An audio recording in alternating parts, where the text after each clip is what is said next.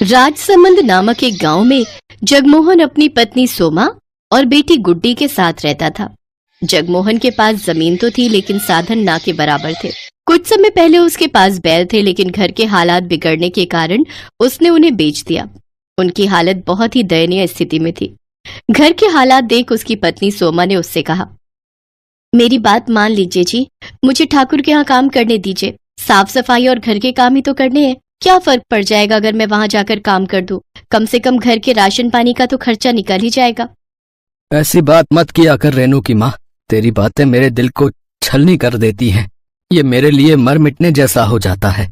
सोमा, तुम जानती नहीं हो उस ठाकुर की नीयत कितनी गंदी है। वो अपने घर पर काम करने वाली हर औरत पर बुरी नजर रखता है और मैं नहीं चाहता कि वहां जाकर तुम भी उसकी गंदी नजर का शिकार बनो। ना ना, मुझसे तो नहीं देखा जाएगा और मैं तो गांव में किसी को अपना मुंह भी नहीं दिखा पाऊंगा। नहीं नहीं, तू वहां काम करने नहीं जाएगी बस। जगमोहन दिन भर इसी चिंता में रहता था कि वो अपनी पत्नी और बच्ची को ढंग का खाना और कपड़े तक भी नहीं दे पा रहा था। वो फटे पुराने कपड़े पहनकर ही गुजारा चला रहे थे। जगमोहन जब भी गांव में किसी से मदद मांगने जाता कि हल और बैल दे दो या ट्रैक्टर उसके खेतों में चला दो, तो सभी उसे मना कर देते। एक दिन अपने खेतों को फावड़े से खोदते खोदते वो अधमरा सा हो गया। उसकी सूखी जमीन पर फावड़ा भी नहीं चल रहा था, लेकिन वो लगातार फावड़ा चलाए जा रहा था। उसकी आंखों के सामने बार बार अपने परिवार का चेहरा आ रहा था। उधर गांव का ठाकुर गीदड़ की तरह नजरें गड़ाए बैठा था कि कब जगमोहन मदद के लिए उसके पास आए और वो उसकी जमीन हथिया ले। वो जब भी जगमोहन से मिलता था तो उसे एक ही बात कहता था, जगमोहन, रे तुझे कितनी बार कहा है अपनी जमीन मुझे दे दे, मैं तुझे उसके अच्छे दाम दे दूंगा। नहीं साहब, पैसे तो एक दिन खत्म हो जाएंगे, लेकिन जमीन ये मेरे पूर्वजों की निशानी है, भला इन्हें मैं कैसे बेच सकता हूँ। ये कहकर जगमोहन चला जाता है। ऐसे ही कुछ दिन बीत जाते हैं। एक रोज सोमा उससे कहती है, सुनिए जी, घर में आटा नहीं बचा है और ना अचार सब्जी कुछ भी खाने को नहीं है। अब हम क्या खाएंगे जी? सोमा, तू रेनू के लिए कुछ देख, है तो हम तो भूखे भी सो जाएंगे। लेकिन आपने भी तो सुबह से कुछ नहीं खाया जी, आपको भी तो भूख लगी होगी ना।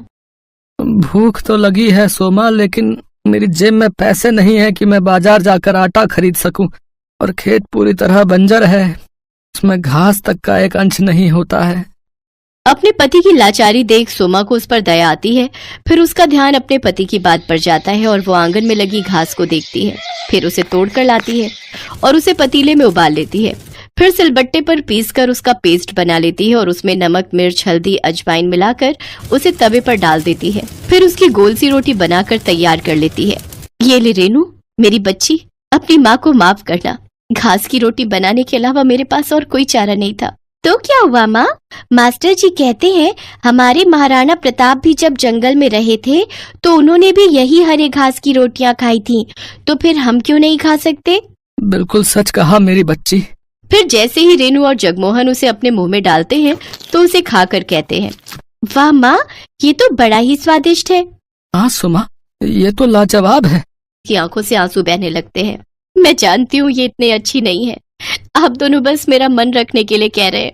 फिर उन तीनों की आंखों से आंसू बहने लगते हैं। तभी दरवाजे पर कोई आदमी आता है। जी, ये जगमोहन जी का घर है। जी हाँ। तभी जगमोहन आता है। क्या बात है भाई साहब?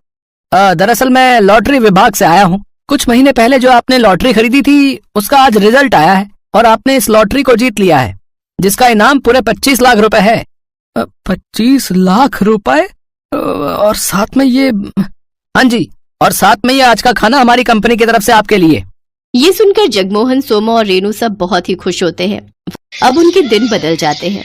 जगमोहन ट्रैक्टर बुलवाकर अपने खेतों पर चलवाता है, जिससे उसकी बंजर भूमि में जान आ जाती है और उसमें फसल उगाती है। साथ ही वो अपने लिए पक्का घर भी बनवा लेता है और अब शहरों से नई नई खाद लाकर अपने खेतों पर डालता है, जिससे उसकी फसल अच्छे से तैयार हो जाती है और वो उससे भी काफी पैसे कमाने लगता है।